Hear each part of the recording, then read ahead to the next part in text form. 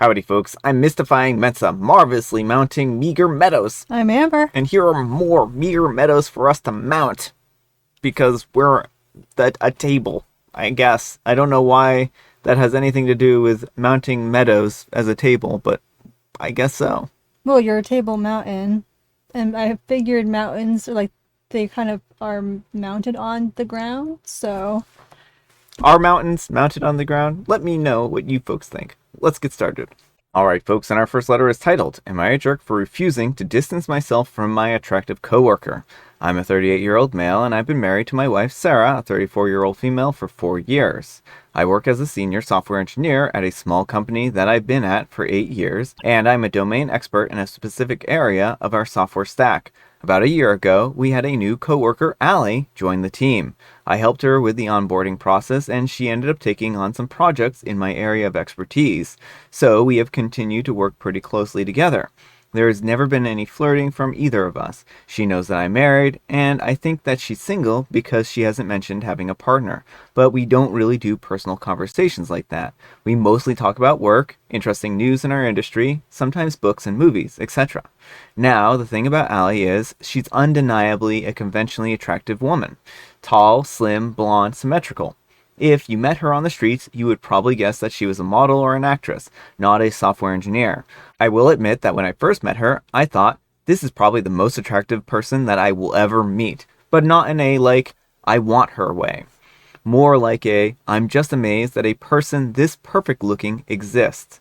But after the initial shock, she became quickly just my coworker Allie. I eventually learned that she had to leave her last 2 jobs due to sexual harassment.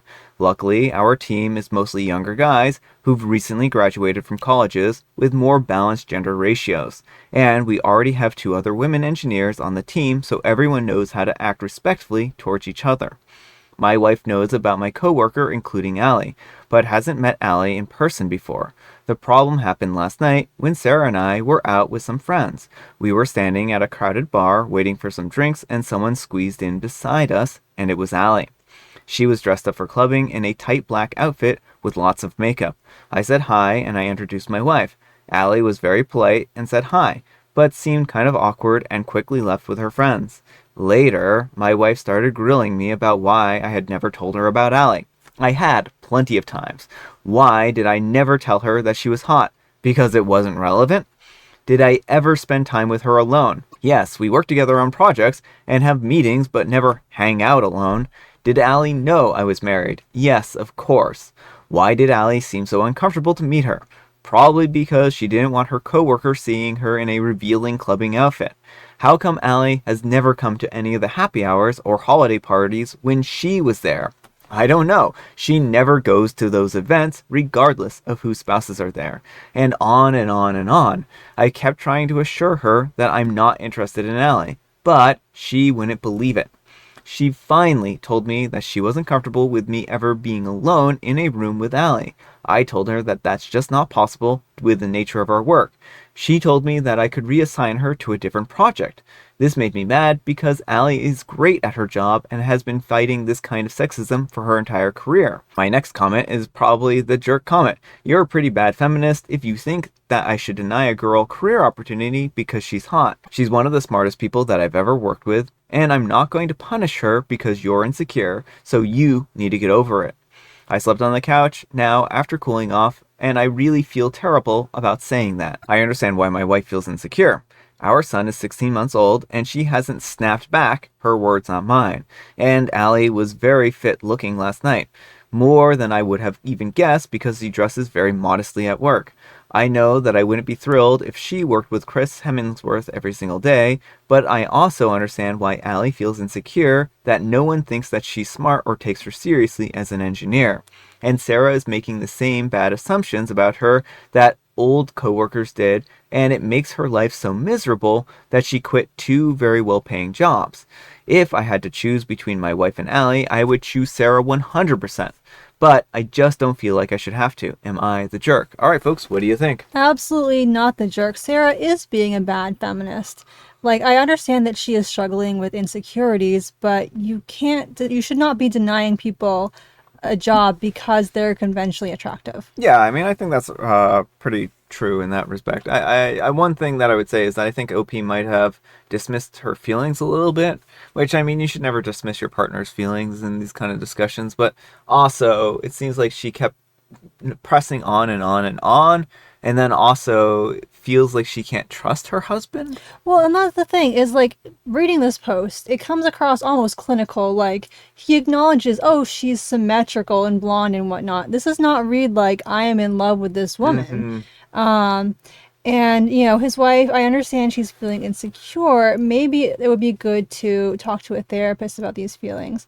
Maybe it would be good to have some more like date nights with the husband, and maybe Opie could do more to help make her feel secure. But again, she shouldn't be requesting that someone be like basically lose the job they've been working on because they're conventionally attractive. Yeah, I mean, I think that would be grossly unfair, and I think that that would be sexual harassment and discrimination at that point in time, and that's not something that you can discriminate on, right? And I understand her insecurity, but it sounds like he's a good guy. He has no intentions or interest in pursuing a relationship with Allie. And from the comments, from what I understand, I did get into them, he doesn't even he feels like his wife is out of his league. And his wife, he feels, is very attractive. And he was like, I'm lucky to have even gotten my wife. Like, he's like, don't have any grand illusions about how attractive I am. So I think that he seems like a very nice individual who's very kind and loving towards his wife. Maybe he didn't maybe could have phrased things a little bit differently and not been dismissive, but I don't think that they were in the wrong. No, and I mean, I think it's important to call her out if she self-identifies as a feminist, but then wants to dismantle someone else's career, and again, like, I feel so bad for Allie in the situation because there is a lot of sexism in computer science and in, computer engineering, stuff like that, and so to have to leave 2 jobs because of sexual harassment. And now, like, she may even have been uncomfortable at the club because she's worried, like, what's going to happen to my job now? Yeah. Like, she's working a very fine balance. He's like, oh, well, I wouldn't have guessed because she dresses so modestly. She has no choice but to dress super modestly if she doesn't want to be super objectified. And people are going to objectify her anyway. And it's so gross. Yeah.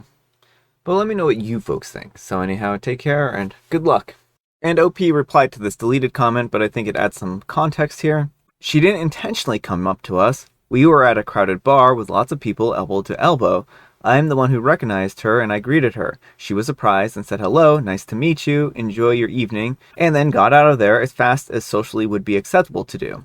She didn't even stay around to try to order a drink. I'm not the most socially adept person, but my read on the situation was that she was out with her friends trying to get a drink, and then, oh no, my coworker, this is just embarrassing, I look so ridiculous, I gotta be nice, okay, let's get out of here. And glittering form 5726 says, why didn't you tell your wife about her for a year? What possessed you to hot? OP replies, I have told my wife about her plenty of times. I just never described her appearance because it's not important at all. She never asked. And it was Sarah who kept calling her hot until I finally snapped with the last comment. I don't find Allie hot. I just recognize that she's conventionally attractive. Well, and like, if he doesn't go into detail about all his other coworkers' physical appearances, why would he go into detail about hers? Yeah. Like, I feel like that would even be worse because then that would, like, note that it's something that he focuses on. But, like, if it's not a big deal, why would he be like, oh, yeah, my coworker, her face is so symmetrical? And PNG tweet says, info. Take some pics of Allie at work and show your wife. My wife has a fairly attractive set of friends and fairly attractive sister, and I've had to reassure her that I prefer her because I really do. Women are just insecure all over. I suspect Allie regrets meeting your wife too. And OP replies, yes, photographing my coworker at work would definitely improve the situation for everyone and not be creepy at all. I was wondering, I was like, how is that supposed to help anything? Yeah, just like, this doesn't do anything. This is a bad suggestion. Like, what's he gonna do? Be like, see? Look, she dresses modestly here. And OK Book 8178 says, "You're the jerk. Come on, man. Don't tell us you think that she's the most perfect woman you have ever seen, and then in the same breath, I'm not into her sexually. How dumb do you think that we are? You would not choose your wife over her, and you're not trying to now. If Sarah was smart, she would cut her losses now before you break her heart. I'm sorry, but I believe that you're so full of garbage that the ocean couldn't contain it." Okay, that is really, really gross. I'm sure you're gonna read the OP comments, so I'll talk after that. And OP replies, "My wife is the most perfect woman I have ever seen. Allie is the most conventionally attractive person that I've met. It's possible to recognize that someone is attractive without being attracted to them." Yeah, this whole comment is so dismissive of asexuality. Like, it is possible to recognize that someone is attractive without being attracted to them. That happens to lots of people. And, like, to be like, huh, well, clearly since you said she's attractive, you have to want to sleep with her. No, it's very possible for people to be like, I acknowledge that this person is very attractive, but I don't want to sleep with them. I love the person I'm with. All right, folks, and our next letter is titled, "Am I a jerk for expecting my stay-at-home wife to do a majority of the chores?" My wife is a 26-year-old female and I'm a 28-year-old male, and we have been married for less than a year. I have a full-time job and she is a stay-at-home wife. We have no kids, it's just the two of us. To clarify what I do around the house, I usually pick up after myself. I go and I buy all the groceries, I put the clothes into the washer, and then I dry them.